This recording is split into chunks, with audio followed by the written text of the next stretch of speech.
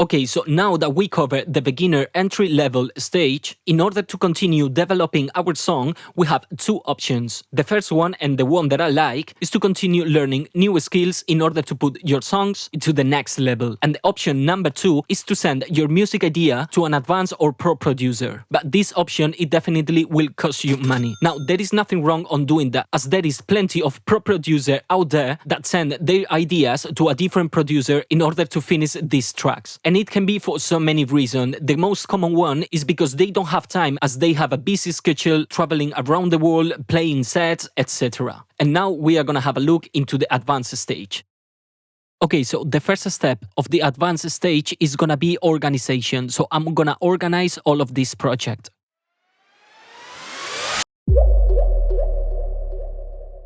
Okay, so now that I have the project organized, the next step is gonna be advanced sound selection. For this step, we have to learn how to properly install instruments, a basic of sound design and drum programming. We also gonna need a basic knowledge of sound design and also a good sample library. So I'm gonna fine tune on the clap and snare. I'm gonna add percussion and more cymbals. I'm gonna add more music elements, and I'm also gonna add movement to the track by creating automations.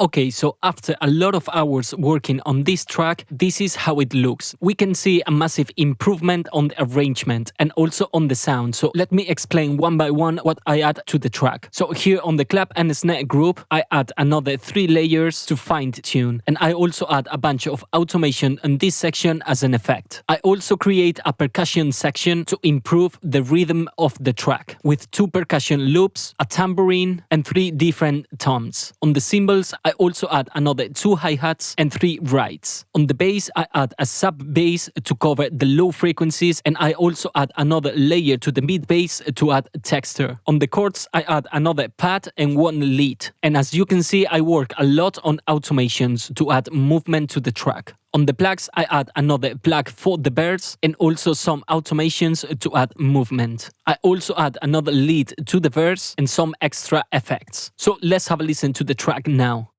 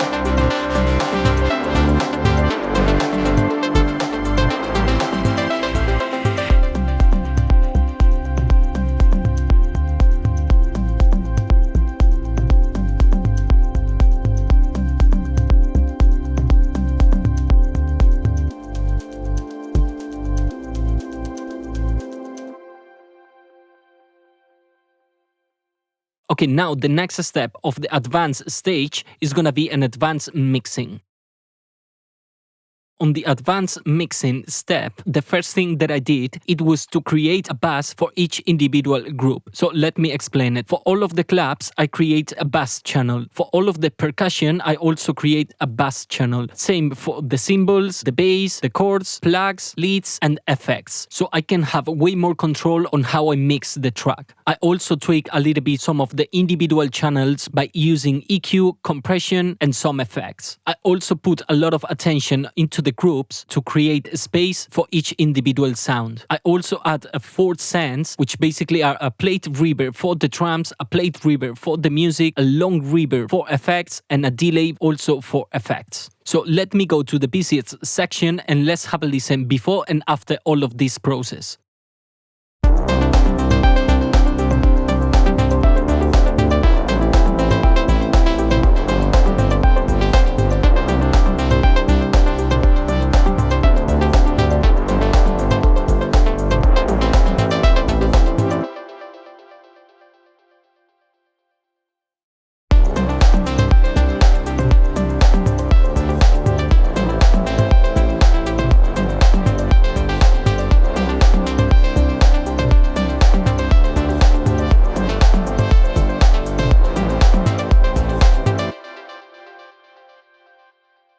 Okay, and the last step of the advanced stage is gonna be to create a basic mastering. So for this basic mastering chain, I add a Shadow Hill mastering compressor to glue the sound, a FabFilter Pro MB, and a FabFilter Pro L2 as a limiter. So let's have a listen to the drop with this mastering chain.